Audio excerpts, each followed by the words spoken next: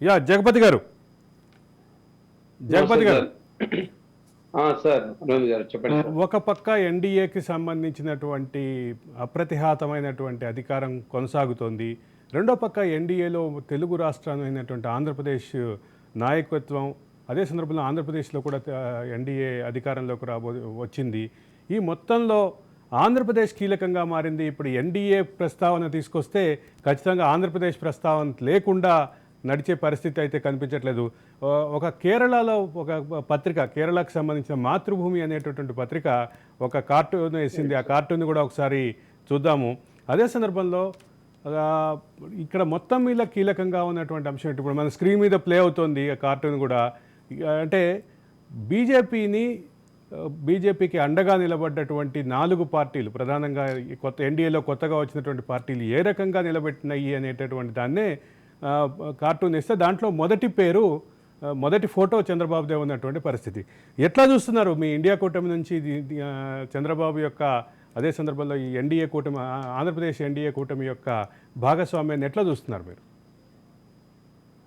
మొదటిగా ప్యానెల్లో ఉన్న ప్రసాద్ అన్న గారికి, సుహాసిని అక్క గారికి నమస్కారాలు సార్. ఈరోజు ఎన్డీఏ కూటమి, మన చంద్రబాబు గారి కూటమి, తెలుగుదేశంతో కలిపిన ఎన్డీఏ కూటమికి ఆంధ్రప్రదేశ్ లో భారీ మెజారిటీ వన్ సైడెడ్ గా వచ్చింది. మీరు వెల్కమ్. యాక్చువల్లీ మేము స్వాగతిస్తున్నాం, తప్పకుండా ప్రజా తరపుని గౌరవిస్తున్నాం. మా రిక్వెస్ట్ ఏమంటే దీంట్లో ఇప్పుడు జగన్మోహన్ రెడ్డికి ఇదే 151 సీట్లు ఇచ్చి స్వాగతించారు ఆంధ్రప్రదేశ్ ప్రజలు. ఆ రోజు మోడీ గారితో సఖ్యంగా ఉన్న జగన్మోహన్ రెడ్డి గారు విభజన అంశంలో ఒక్క అంశం కూడా మోడీ గారితో మాట్లాడలేకపోయారు. ఒక్కటంటే ఒక్కటి, కనీసం మోడీ గారు చేతుల మీద అమరావతి ఆరంభిస్తే చెంబు నీళ్లు గంగ నీళ్లు చెంబు నీళ్లు మట్టి ఒక తట్టు తప్పిస్తే మనకు ఒరిగింది ఏం లేదు జగన్మోహన్ రెడ్డి గవర్నమెంట్. దానికి ముందు 2014లో చంద్రబాబు గారు ఉన్నప్పుడు కొద్దిగా గొప్ప లాక్కొని వచ్చారు, ఆయన తీసుకొచ్చారు, ఆయన సాయశక్తిలో ఆయన ప్రయత్నించారు. ఇతను వచ్చిన తర్వాత జగన్మోహన్ గారు దారుణంగా అర్థం కావడం లేదు, సంక్షేమం ఒకటే అని ఆయన కూర్చొని బట్టలు నొక్కి ఉన్న ఆదాయానికి మొత్తం గండి కొట్టేశాడు. కానీ మా రిక్వెస్ట్ ఏమంటే చంద్రబాబు గారికి, ఆయన ఆపేసిన ఇప్పుడు ఆయన పాపం చేసినాడు, అందుకే 155లో 51లో ఐసీఎస్ 2 ఒకటి ఇచ్చారు ఆయనకి. దయచేసి మీరు పెద్దవాళ్ళు, ఆల్రెడీ 4 సార్లు మీరు చేశారు, మీరు హైటెక్ సిటీ కట్టే టైంలో మేము కూడా ఎంప్లాయీస్ గా పనిచేసాం. డెఫినెట్ గా ఆయన విజనరీ లీడర్ అనేది నో డౌట్ చంద్రబాబు గారిని.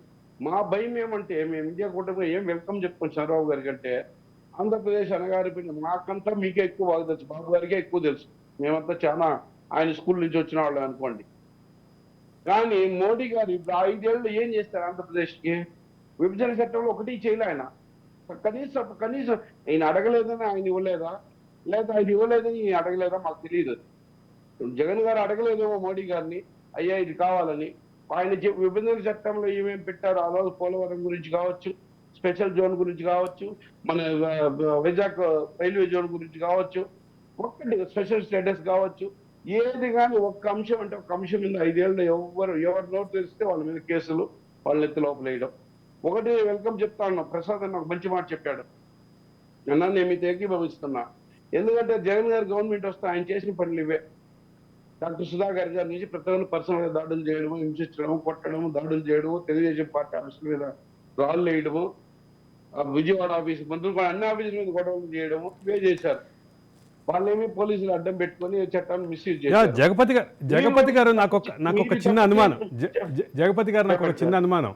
మీరు కూడా పార్లమెంట్ ఎన్నికలలో ఇటీవల జరిగినటువంటి 2024 ఎన్నికల్లో మీరు కూడా కాంగ్రెస్ పార్టీ తరఫున చిత్తూరు అభ్యర్థిగా పోటీ చేసినటువంటి సందర్భంలో మీ ప్రచారంలో ఏ రకమైనటువంటి భావం కనిపించింది ఎన్డీఏ కూటమి పట్ల? కానీ అదే సందర్భంలో ఇండియా కూటమి ఆంధ్రప్రదేశ్లో ప్రభావశీలంగా లేనటువంటి పరిస్థితిలో మరోపక్క మీకు ప్రత్యర్థిగా ఉన్నటువంటి వైసీపీ మీద, ఈ రెండింటి మీద ఏ రకమైనటువంటి భావం అయితే కనిపించింది అనేది ఖచ్చితంగా ఒక అకాడమిక్ సబ్జెక్టే. రెండు డివిజన్ వెరీ క్లియర్ గా చెప్పదలుచుకుంటాను సార్. ఇండియా కూటమి రాహుల్ గాంధీ జోడో యాత్రతో దేదీపమానంగా దాని గ్రాఫ్ వచ్చి దాని లెవెల్ ఈజీగా పెరిగింది సార్, నో డౌట్.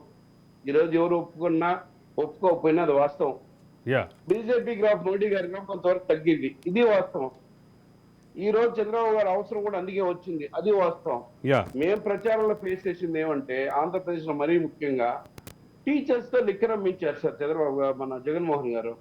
ఒక టీచర్ పౌరులు తయారు చేసే టీచర్ లో కోవిడ్ టైంలో లిక్కర్ షాపుల దగ్గర డ్యూటీ చేశారు సార్. యా. ఏ ఎంప్లాయీని యాక్సెప్ట్ చేస్తారు ఇది? ఓకే.